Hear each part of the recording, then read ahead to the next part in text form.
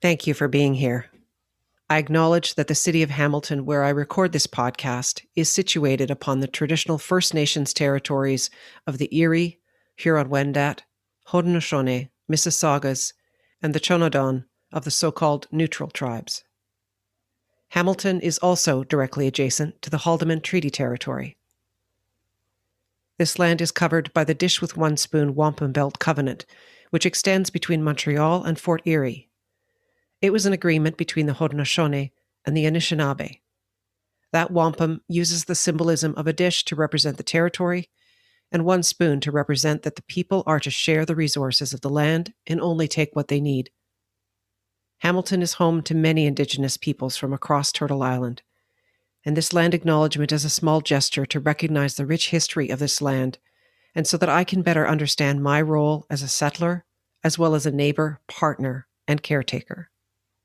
I stand in solidarity with all those that fight for justice on behalf of the murdered and missing Indigenous women, girls, LGBTQ+, and two-spirited people.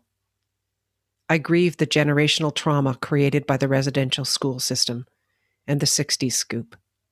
I grieve the children and childhoods lost through ignorance and racism. Miigwech. Thank you. Welcome to the arena, where sometimes the hardest part is showing up. My name is Linda McLaughlin. Thank you for being here. Terri Tomoff is one of those people who leaves a lasting impact on you. The story of her family, and in particular her son Ryan's almost 20-year battle with cancer, is simply remarkable. She has learned to grow from her experiences, and now, through her book, The Focused Fight, and public speaking, she helps others deal with one of the worst moments of their lives, their child's cancer diagnosis. Thank you for listening. This is episode 40. And this is your sewing room as well. I can see the typical quilter stacks of material. Yeah, those bags right there, that's for future quilt that I have to make. My sewing section is on this side of the dining room table. This is my writing side. I'm on the writing side right now. My iron is right there. I do have quilts thrown around, yes. How many have you made now? Do you know? So, well, for the t-shirt quilt business, a couple hundred, but probably overall, I'm just probably shy of 1,000 quilts over 35 years, say. Maybe a little shy of that. Yeah. Baby quilts and quilts for marriages and so forth. And now for the charity quilts we've donated over 2,000. Now, of course, that was my guild that did all that, but we donated that. Because I have a long arm. I have a big long arm quilting machine, and it allows me to quilt quite a bit of my quilts. It used to be the hand quilting was the longest part of quilting a quilt. Now it's the quickest part. So you're not spending months on it, the hand quilting. So I can get a quilt done in an afternoon or a day. Wow. Yeah. I actually took a note here. I'm part of the gig economy, the writer, the quilter, and the referee. That's right. Good for you. Well, you know what? It's the way of the world right now. Exactly. I'm right in the thick of it. So that's a good thing. And I love everything I do. So it's not like I have jobs really, because I love all three. Beautiful. Yeah. Nice. That's a good thing. I really appreciate the opportunity to talk to you. Of the many people that I've spoken to living courageously, oh my gosh, just having read your book, The Focused Fight. I want to thank you for allowing me to share my story of hope and inspiration, resilience, and the power of connection and community and post-traumatic growth. I'm thrilled to be here. Well, you are a woman of just unbelievable resilience. Let me share this little introduction I have for you, and then we'll dive into the rest of the story. Terri Tomoff, you're a mother, daughter, sister, wife, quilter, athlete, USSF soccer referee, blogger, and author. It sounds idyllic. You're also the mother of a son who went through 5 cancers, 3 times with leukemia and 2 times with adult tongue cancer. When your son Ryan was diagnosed with acute lymphoblastic leukemia, standard risk with central nervous system involvement at age 2, you dug in. You drew from your deep faith, family and friends, and larger community for what was a focused fight for his young life. After 3 years of treatment, Ryan was in remission, but not for long. 8 months later, it returned. Once again, your family was plunged into the world of pediatric oncology for another 2 years. Again, he was declared in remission, this time for 17 months. The third cancer diagnosis meant Ryan would have to achieve remission before a bone marrow transplant would be possible. This was his best hope for survival. The doctors had hit Ryan with everything they had. Each time he endured unimaginable pain. As a parent, all you could do was pray and hope and believe Ryan would pull through. An anonymous donor was your best hope, as no one in the family was a match. Fortunately, there was a matched unrelated donor. Then they backed out at the last minute. But there was a second donor. They agreed to go through with the procedure. Fortunately, Ryan's body accepted the donation. Life began to return to normal. But as his mother, now hyper-aware of any changes in Ryan's behavior, you noticed his speech was different one day. He said it was a canker sore, but it didn't go away. Back to the doctor. A malignant squamous cell sarcoma was found on his tongue. After a successful operation, surely this was the end of his cancer journey. Unfortunately, during a follow-up check, another lesion was found and another surgery. This time it was caught early, and the lymph nodes and tongue cells removed came back negative for cancer. Ryan was finally cancer-free at 21. Your book outlines each stage of Ryan's diagnosis, treatment, and recovery in great detail, and it sounds like a depressing read, and while it's heartbreaking at times, I didn't imagine feeling so inspired by your stories. Of course, your husband, Bill, and daughter Olivia were a huge part of this story. Olivia was 4 when her baby brother was diagnosed. She also went through the roller coaster of his illnesses, recoveries, and relapses. You and your husband took turns living at the hospital, being at Ryan's side for, no kidding, years of his life. There is a remarkable community of people, from volunteers and organizations, that supported all of you through this, not to mention the countless specialists, nurses, and doctors. And then in 2021, just as you were publishing this book called The Focused Fight, you had your own cancer diagnosis. Yes. Welcome to the arena, Terri. It sure is. It sure is an arena. Yes. If I hadn't read it in a published book, I would never believe that this was even possible. There's no way that you could put this in a film, come up with this story. And I just mentioned at the end there that you had your own cancer diagnosis. So how are you doing, and how did that all turn out? Great. I was able to get to the doctor. As we know, we've advocated for so many years. If something was amiss, I noticed it last year, but I thought it was really nothing. It was something was going to go away. I'm a healthy gal. I eat well, athletic, all the things that you would think that would save me from anything like that. And sure enough, I had uterine cancer, but it was a stage 1A. Surgery, was able to get everything, and I had a radical hysterectomy, and I'm still, I think, recovering a little bit. I don't like to say that. I feel like I'm 100%, but I think I still am recovering, to be honest with you. I have to be honest with myself. It's just, and other people that I've known, it takes about a year, not only for that abdomen area, and especially at the rate I run my life. I'm always in that red zone. Yeah. And so for me to take those breathers and not race from one thing to the next, which I love to do, I've had to step back. And Bill, my husband, has sat on me for those first few months to make sure that was the case, so I could enjoy today and going on a trip and all that. But I could not believe it. The day before that I was going to publish I should say that, no, the diagnosis, I had to wait for surgery and everything else. And I had to wait a little bit before I pushed that button because we're still in the last production of that book. Thankfully, my formatter was a very good friend of mine, and she was able to squeeze that in there. So we're all good. Wow. I laugh that I tell people when they read the book, or people who have known us for years and just look at us and shake their head like you are, Linda, to me. And I'm like, well, we're still standing. And how are we standing? Well, a lot of fairy dust, I think, sprinkled and magic wand over our heads sometimes, but humor was a big part of it. And I think learning empathy and people being empathetic to us, not sympathetic, not giving us pity, but just being empathetic to us. I think that really was a number one thing for us too, along with the doctors and nurses. Believe me, they want the same outcomes as the parents do. Mm-hmm. So when we're all in it together as a team approach, I think that's really catapulted us above and beyond considering what Ryan and our family had to deal with. It was crazy. Social worker told us don't buy theater tickets. And I laughed initially when she told us that, but then as we got into it, it's like, wow, we could never plan anything. It was just a whole, that's why I say in the book that our tradition is no tradition. We couldn't even do traditions. That became our tradition, no traditions, or new ones on the fly.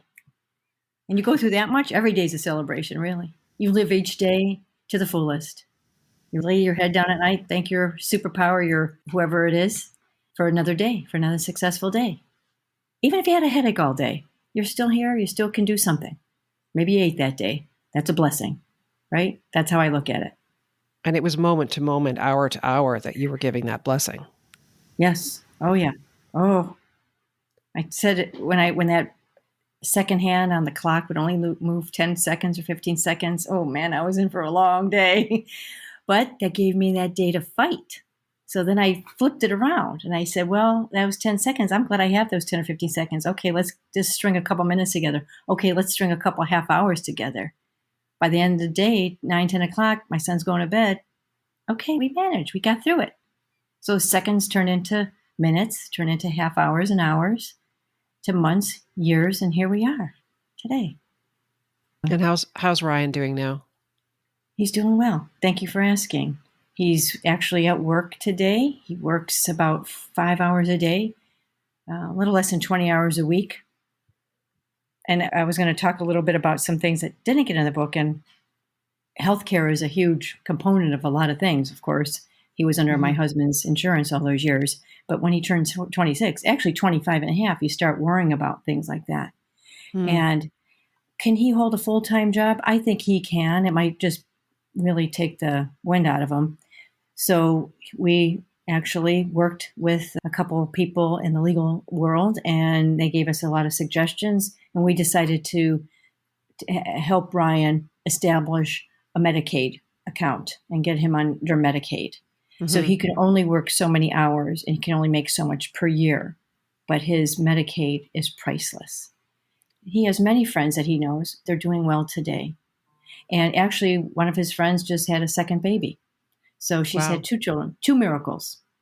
She went through one bout of cancer, and we're happy for her and a lot of other kids, thankfully. They're able to go on, and they were able to have maybe the college education, maybe going into further master's degrees and all that. Ryan could not do that. He realized he couldn't do that. And I think I talk a little bit about that it was just too hard for him. It got to be too hard. But he did pass 30-something hours worth of college credit, so I'm very happy about that. That's fantastic. Yeah. So take me back to your childhood. What was dinner conversation like in your household? Well, I'm the oldest of 3 siblings, so 3 daughters, and I was the oldest by 8 and 9 years. So my second one, she's 8 or 9 years, and the other one's like 7 years and 9 years, say. So I was so much older. When I got married at 25, they were young teenagers, middle teenager years. A little bit different there. I always wanted a sibling. My mother had trouble getting pregnant. She thinks she miscarried a lot of boys. And then she finally got pregnant with my sister. My dad was a big, huge time bowler. So he was, many nights of the week, he wasn't at the dinner table. So it was just the girls. Plus, with all my athletics and Girl Scouts and my sisters coming up behind me, it was pandemonium. But my mother always had a meal at the table. Meat, potatoes, a vegetable, I will say. But the talk, I grew up in a very blue-collar industrial area of the city of Cleveland. So I just think the topics of the day, or maybe your school day, but nothing outstanding. My mother was a reader. She did get all of us girls to the library and start reading. So I was a huge reader. And I think I read every mystery novel in our little library near where I grew up and loved that tremendously. And your athletics, which is a big part still of your life. You were a track athlete, is that right? Yes, track and cross country. I was a sprinter at the younger age groups, of course, and then as you get older, and in high school, I ran middle distances, and then got to college, still ran middle distances, but ran cross country. And then after graduating, I started doing half marathons and marathons. I've done a few triathlons, but not Ironmans, just sprint triathlons and so forth. So I've even tried that. With ocean swims, that's a whole nother topic. And you still managed to get out for the odd run, even through all of this chaos. Yes, I've been more walking. It depends on the day. Run, walk, and walk, run. Well, pretty much every last few summers, I've been swimming a lot. I try to swim about a mile a day if I can when I'm home. Right. So that's very good, and it's easy on the body. It's easy on that gut area that I'm still healing from, versus a pounding on the running. But once I start refereeing soccer in the next few weeks, that's going to change because I'll be out there, and that'll be very good though. Counting down the days. Yeah. Well, it's good mentally because I don't think anything except what I'm doing on that soccer pitch. So, yeah. There are so many directions in which we could go, from your quilting to the reffing and everything you experienced through Ryan's illness. What event in your life had the most profound impact on you? Oh boy, that's difficult. I would say actually getting married to my husband. I have to say that because that was a profound day because we didn't know it at the time. But I think our marriage survived all this. It was another topic I thought about mentioning here. How did your marriage survive? Well, the team approach and the fact that we prop each other up all the way through. We've been married 34 years, been together 36. And so every angle of everything we wanted to do, either with each other or individually. And I think the individually part is really important here because he supported me individually, what I wanted to do and accomplish. And I did the same for him. For him, it was keeping, food on the table and insurance and a few bucks in the bank. That was his job. My role was, of course, in the beginning, just establish our marriage and then children. And then, of course, Ryan's situation. But I think that was a hugely profound thing when I get married. And like I said, you don't know it. It's a crapshoot when you first walk down that aisle and say your I do's, because the divorce rate is like all around the world, pretty much the same. And yet we've been able to survive and thrive through it all. And especially through the worst parts of anyone's life. 5 times cancer fight with our son. We would just look at each other. We didn't have to talk. There were times we never had to say a word. We knew exactly how we felt and we talked it all out. Tears were almost not there anymore towards the latter years because we've cried it all out. And I think that's a huge piece of my life. And he supports all my crazy shenanigans when I do quilt retreats and going to soccer games and supporting my daughter Olivia through her games and just traveling around. He knows travel is very important to me. So he might not go on a trip, but he says, he gives me his blessing, go do your thing. That to me is still profound. And I'll take it. You took on a nursing role in some respects through Ryan's treatments and maintaining these various lines that he had in his body to continue giving him the meds that he needed throughout the day. I mean, the way that you've written your book, I suspect this should be required reading for any residents who want to go into pediatric oncology, just to really understand the inside of a family going through this experience. Right. They need to know that it's not just a child that they're treating, but it's a family or a loved one or grandparent or a guardian. And that's very important for them. And that's why I did Chats from the Other Side of the Bed, which is in the book, about really knowing what it is to be like with a parent. I know they work 100 hours a week, but I'm there 24/7, 365 without a break, right? Or rarely get home sometimes. So yeah, that was really a challenging, but a really poignant moment in my life when Ryan's main doctor, Aziza Shad, when I got very upset during something that happened on the floor, probably a new resident, an intern, and I don't remember what it was, but I said, I am not going to get upset and get all bent out of shape about it, but can I have a way to talk to some of these residents and even some nurses, some new nurses or whatever, any newbies on the floor? Can I talk to them? She got me that physician's lounge so fast. There was standing room only. She brought people from the PICU, anybody else in the hospital that needed that kind of a talking to. I did it many times over. Yeah, over the years. So that was really good because I had a new crop of students every year, right? The Terri So talk. yeah, the Terri talk. Oh boy. But they laughed. I brought humor in and they were getting great educations. They just needed that little oomph for that bedside manner. It means so much, especially in pediatrics. Mm-hmm. Early on, when he was diagnosed in October, then by December, and he was going to go in for radiation now for 18 days or 21 days of radiation, and we can do blood draws at home. So I finally put the gauntlet down to his nurse practitioner. I said, "Listen, can you teach me how to draw his blood and everything else and the tubes, and just I will find a lab near my house. They will fax you." At that time, it was faxing the results. Then we can get the information, and we plan accordingly. And she said, absolutely. And that was my first foray into advocating for my son. Now it exponentially went up as the years went by and his case became much more difficult. But that first thing, so when we finally got through all these relapses and when he went to Duke for his transplant, I was able to draw his labs. They trusted me. The doctors, you have to establish some type of trust with the parents. Not every parent can do it. It's hard to access the labs and you're pushing and changing the dress and everything else. Most of that was led up to the nurses if that's how a parent or family wants it. But I said, oh, no, that's not going to work in my schedule, in my world. So I took matters into my own hands and I became a nurse on the job training, a doctor too sometimes, because I had to make decisions that even the doctors did not agree with, but they listened to me. People say, what's the sign of a good doctor? That listens to a loved one, a caregiver, a parent. Those doctors, they know that that person knows their people intimately. When Ryan's eyes were rolling in the back of his head, well, that never happened before. They knew that was not a good sign. They went and they took him to the PICU. When Ryan had his transplant, his stomach was elongated because his spleen and liver were so distended and so swollen from everything that he went through. And one physician kept suggesting to remove the spleen. That's a whole nother ball game when you remove a spleen. So I read up as much as I can. I said, we're just going to sit and wait. I'm going to sit and wait on this. You're going to sit and wait with me on this? He said, yes. I said, okay. So we did that. Sure enough, did that stomach go down? It was that doctor listening to me. That's important.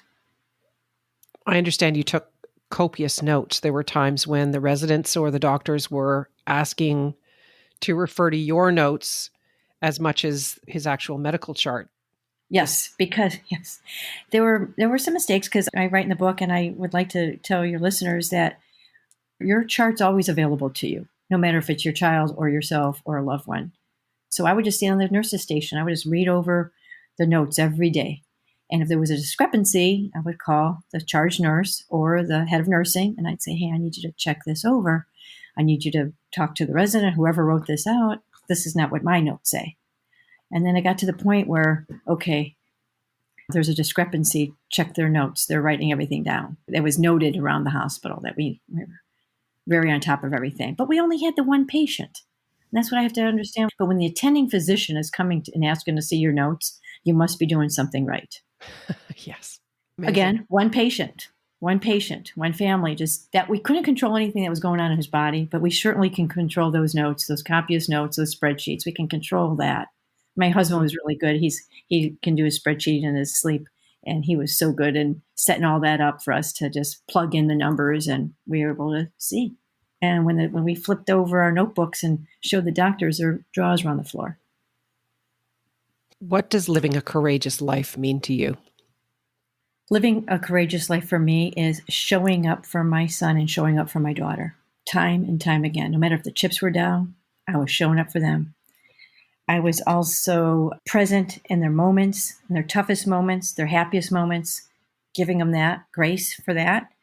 Also, I think this is a huge one for courageousness, is establishing trust. My son trusted me implicitly. My daughter trusted me implicitly. We never sugarcoated anything, Linda. We told them straight up what was happening. And I think that has enabled them to become the adults they are today. My daughter doing, very well. My son doing very well in their respective fields. I think establishing that trust and being courageous is being with the doctors also, the nurses. We were able to establish trust with them too. But we were able to do the things. We were able to go home. Maybe they didn't want us to send us home, but they know The minute that he turns a corner, we're going to be calling and we're going to be coming in. And the doctors, that's like their children too. And the days are tenuous sometimes. It's so fragile. These kids need those hospitalizations, but families want to do things and they want to go places. But Ryan's cancer and all of that, all the doings with that came first. And then, unfortunately, Olivia, she was, I don't want to say pushed to the side. She was front and center, but the sick kid's going to trump the healthy kid time and time again. And she knew that. As a youngster, of course, I'm sure she didn't care for that. But as she got older, she did. Also, I would say courage implies a firmness in mind to face adversity time and time again and keep showing up. That's important too. And to use humor too, being courageous to do that and use that laughter with some doctors. I would tell them, hey, Dr. So-and-so, go home. Do homework with your son. What is he in geometry right now? We're good. We'll call you if we need you because I know they're there for Ryan. And they would really appreciate that. Knowing where I can go and knowing where I needed to pull back, like, hey, I don't know. So I'm going to expect the experts to tell me, but being courageous to say, I got this too, to help them, help my child. It was all about that. And again, coming back to that team approach, I think that was our best bet, was using that team approach all those years, being a team.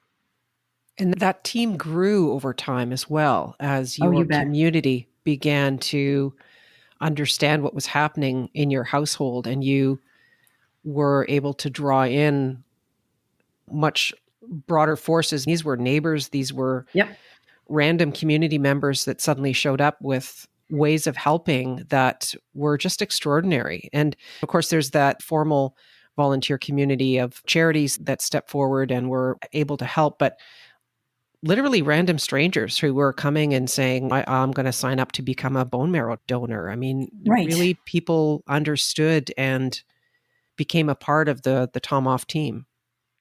I agree. And I feel the community was huge. And when you said the unknowns of community, there were people who you thought were going to show up and didn't, and people who you never thought would show up did.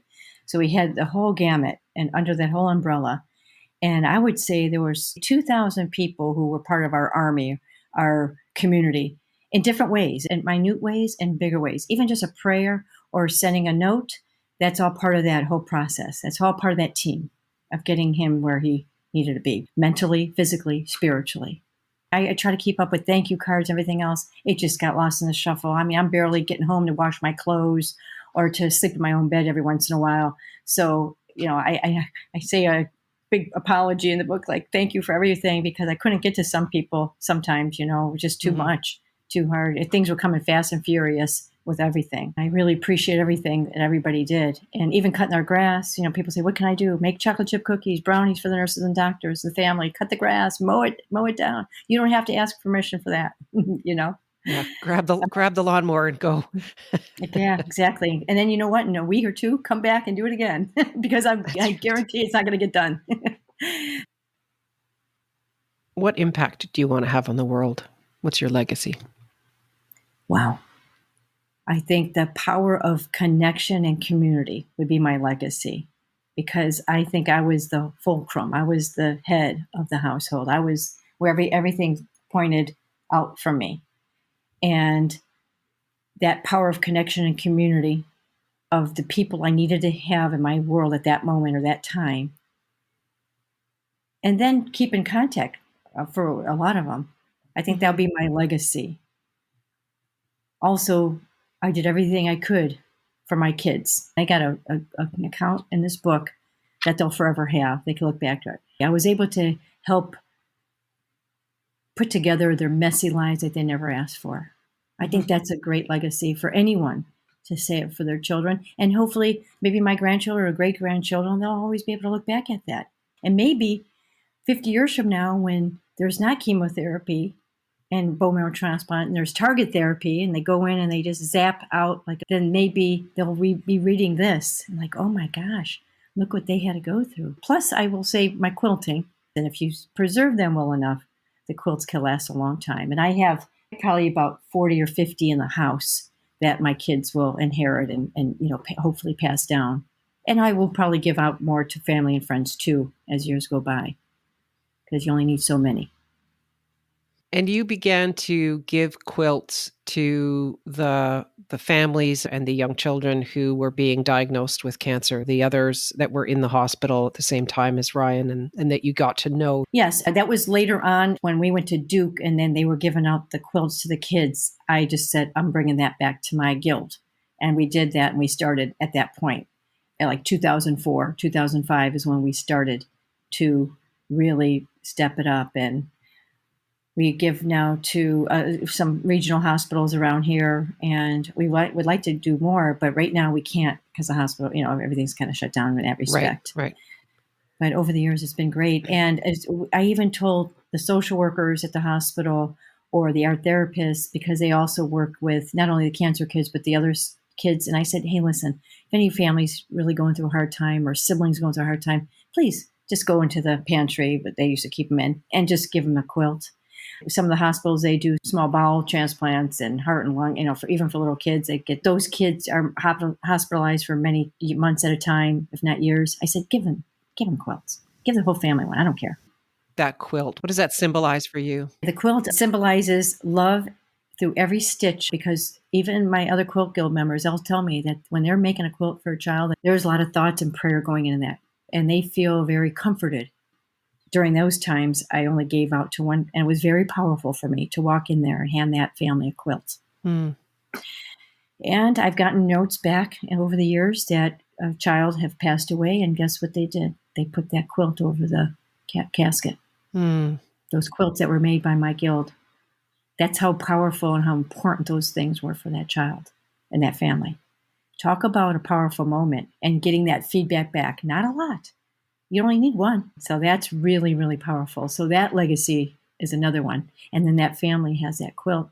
And we usually put something on a label that says by who it's made, what year, and that prayers are in every stitch. So that child's got to have that on their bed with them and make it pretty. The room, it was nice. I mean, when I would be at the hospital, I was sewing and quilting, and we didn't really have anything on Ryan's bed. Maybe I'd have a topper or something I would fold it, because all the IVs and everything, it gets really messy, and you're changing the sheets out quite a bit. But not my bed. I got my air mattress on the floor, and of course I always had a quilt or two on the bed. And people would be walking by a room, and they would do that double take. They would step back for a second, look in, and they keep walking, because they saw out of the corner of their eye, it wasn't the ugly blue blankets or the white blankets that are typically in a hospital. I had bright, shiny, quilts with very bright colors, and those quilts kept my personality bright and sunny. Let's put it that way. And I was going to always look for the sunny side. No matter how bad the day was, I was going to look for that silver lining, that sunny side of life. There had to be something every single day. Quilting a beautiful quilt or working on a quilt was my way of doing that. And my son said, if my mommy's machine is humming along, then things must be fine with me. And you brought your sewing machine to the hospital. Yes, I did. I had a little featherweight. I'd bring my iron. The iron was the worst thing, because the iron would blow out the fuses. And then I had to get Leroy, my facilities manager, to go up and fix my fuses. And it was my home. So I sew at home. So I brought my sewing to my home. Yeah. Where did your positivity come from? Is there a moment in your life where you learned that resilience that helped you draw upon that when this all began? I don't know. I think my running over the years, and not even winning so much, just being active and being a part of something, and good friendships, knowing people have my back. I have theirs too, but they have mine. I think that's really powerful, to have really solid friendships. And I'm not even talking about my husband, our friendship. I'm talking about other men I'm friends with that are platonic friendships that I've had since the second grade, some of them. And then other women over here, my college friends, my high school friends, strong bonds. I think that catapulted me and helped me be resilient, because I knew these people were thinking of me. Some even just wrote me a note. I'm thinking of you. That made my day, if not my week, if my month. I'm thinking of you. That's all I needed. But I think it was deep down in my soul. I think it was just so internal that I'm just going to keep thinking positively until it's not. But even when it's not, okay, what can I find that's good? Even a bag of peas can be, you can think, if you can't think of anything else in the world, think of a bag of frozen peas. You can use them as a headache thing. You put them on your head. You can use them to fill a cooler. If you don't have ice, you can put a bag of peas in there. You can actually eat them. It just comes down to that. I mean, just simple things in life. And I like to focus in on some of those simpler things in life. A beautiful sunset. That charges me up more than anything. Hearing the birds outside. I love hearing the birds. Just those simple things in life. Watching a flower bloom. Going back to the nature and hiking in nature and being in nature. I mean, that's another one that I think gives me that resilience because I appreciate that. Maybe more, maybe less. I don't know. The next guy, next gal. But it helps me. Definitely helps me. Yeah. What would you do on your last day? Who? I hope there's laughter. I think being around loved ones and saying I love you to your loved ones would be very powerful and poignant. And I don't want to have regrets. So I'm living, like I said at the very beginning of this, to live each day the fullest you can. Even if you have a major migraine, there's something to be said that you're still above ground. And so I do not want to say I regretted this, I regretted that. I don't want to have that. Mm-hmm. It's like, let's talk about the happier things in life, the happy places in life. That would be a good send-off, I think, for me to be like that.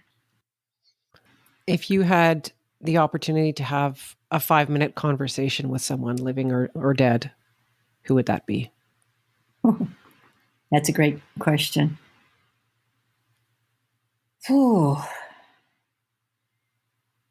going to say probably my parents right now, only because there are some things that I would have liked to ask them that I did not ask them because I'm older now. I'm more wise, right?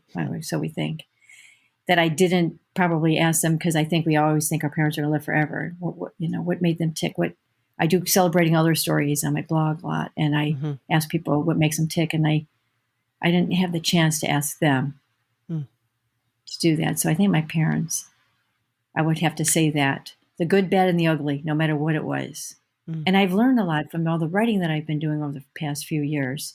And blogging, yes, but being more mindful of what we're doing, what I'm doing now. And actually self-publishing this book has just changed my whole world, really, in my thinking. And if I could only have them back. And my mother suffered from Alzheimer's, and then she died last summer. But I couldn't talk to her about anything in the last 10 or 15 years. So that would have been so far back that I was not where I am today in this position. Yeah. So yes, that would be a great, if I could have those two back to say, hey, let me talk about this with you. Let me talk about that with you. What we've done with this. And I think that would be very important to me. Is there anything else you'd like to share before we wrap up? Only that I think that you're awesome, and I love your voice, and I think you're made perfect for this, for your podcasting, and whatever else you're doing has been awesome too. But I really want to say a sincere thank you to you and your listeners, and let me share a little bit of slice of my life. But I'm going to go out and with grace and laughter and make fun in our lives and enjoy every day. The sunshine, the sunset, even the rain, which I call liquid sunshine. So there you go. And good music. Oh, let's go and let's throw in some good music and some good food.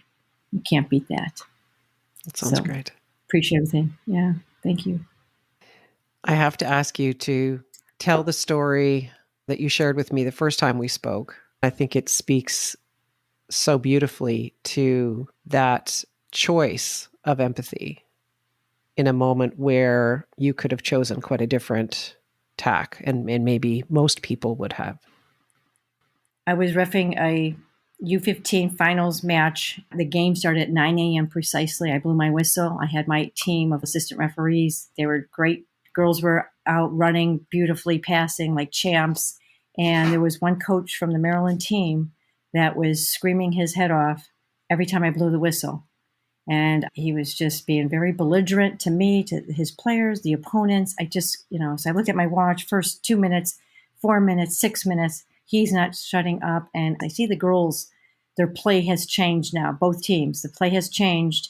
And I'm like, I have to arrest this. So I thought to myself, if he doesn't stop by 8 minutes, I'm going to blow my whistle. Sure enough, 8 minutes, he's still squawking like he was the whole time. And I stopped the game. I ceremoniously walked over to him. I sauntered over on the field. So I told the girl to hold the ball. I'll come back to her. And I just walked away. Then I gave him the hand signal to come back on the field with me because I didn't want to talk in front of the rest of the bench players. And I just started to whisper to him. I brought the pressure of his yelling down to nil, and his offensive behavior needed to be arrested. I told him straight up. Somebody's watching, somebody's taping this game, and he has to realize what's going on here. And his body language looked defeated. His eyes were cast down. Tears were brimming along his eyes.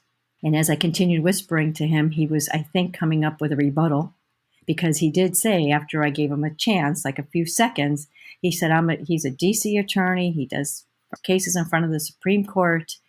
And he was a little taken aback that I called him out on his behavior. But I said, I'm the judge, meaning the referee in the courtroom of the green field that he was standing on. And it was my duty to protect the players, even the verbal assaults coming at them at all costs. And he couldn't argue that. So I have reffed over 1,200 games, and this one stands out as the most for a coach's behavior. But I do not remember what happened to the outcome of that game or what team hoisted that trophy, but I'll always remember his transformation with his coaching style in less than an hour during that hotly contested championship match. He found himself, and he apologized profusely at halftime and at the end of the game, how badly his behavior was affecting him and his players. He never even knew it. I felt like a good part of me was able to help him because I brought that pressure down, and it allowed him to continue to coach. And my ARs never heard a peep out of him the rest of the game. So that was a really powerful moment for me and him. I think he'll still, I don't know his name. I'm sure his daughter is, 25 now, 24 now, that played on that team. And he was not like he was not a good coach. He was a very good coach. He just got so caught up in that game. But, there's a limit to that. And I think I brought him within the limits, and I feel good about that. That's what it's all about, right? All of life is, isn't it? Game management, life management. Thank you for letting me share that. Yeah, it's beautiful.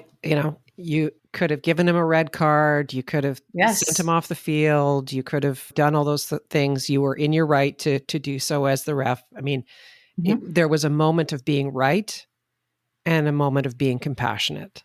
And you chose the harder path in some respects, potentially, because maybe he wouldn't have responded to your desire to bring the temperature down and have that conversation. But you reached something in him, and I thought that was impressive. Yeah. I think he did think I was going to pull out a card. And I could hear a pin drop on that field. Right. Oh, for sure. That's how everybody was quiet, going, uh-oh, what's she going to do? They were holding their breath. And he was too. But I never put my hand where I was going to pull out a card. I never did. But the talking to was a good thing. And it was very short and sweet. And he got the message. He was a smart guy. Yeah, thank you. That was good. Yeah, other coaches, not so much, but... yeah. but him, it worked. One thing we didn't really touch on was PTSD, which obviously your family are poster children for PTSD, but you have very much focused in your book on post-traumatic growth. It's a subject on all of its own. And I feel like I do small things with great love. I'm not going to start a foundation or anything. I don't mind donating to them and all that. We try to do that with our people that we know that have done that. But I think my book and doing my quilting and donating quilts to other cancer kids, because I've gone to Puerto Rico and I donated to the children's cancer ward there, and I've been to Ethiopia and I donated quilts to the Mother Teresa home with my son's doctor. I have friends in this genre of parents of child cancer. They can't do it, but people like me, maybe that can write a book and do want to talk about it and share that experience. Then there's people out there like me that are doing that too. Mm-hmm. People who have set up foundations. There's most foundations are started with children who have passed away. Post-traumatic growth is those kind of type of things. When we did our cancer groups back at the hospital back in the day, we never laughed harder than anybody. They were like, what is going on in there? They see, pediatric cancer, and they see all this laughter and, music coming out of the out of the office because we did not let that change who we were as people. Yes, we had a challenge in our life, but we're going to do it with humble grace. It won't define you. No, not going to define me. Hey, one step at a time, one day at a time. But I love your questions. They're excellent. Oh, thank You you. really get us thinking. Thank you so much for doing this. You're welcome. Thank you, Terri and Ryan, Olivia, and Bill for sharing your incredible story and for everything you're accomplishing through your team approach and embracing the mindset of post-traumatic growth. September is Childhood Cancer Awareness Month, and Terri is posting daily positive messages for families, loved ones, and anyone who needs a boost. I will share her various social media links in the show notes. Go Team Tomoff, and good health to all of you. You've more than earned it. Thank you for listening. Please follow or subscribe to this podcast, and if you feel someone else might benefit from listening to this episode, please share it. Leave a rating or review wherever you listen to your podcasts. I really appreciate you listening and providing this feedback. Do you know someone whose story I should share? I'd love to hear from you. Please feel free to reach out to me via my website, thearena-podcast.com, or any of my social media channels. This will be my last episode for this season, while I take a break to work on season 4. I'm excited to share my lineup of guests with you in the coming weeks. It's another diverse and inspiring group of people. Until next time, my name is Linda McLaughlin in The Arena.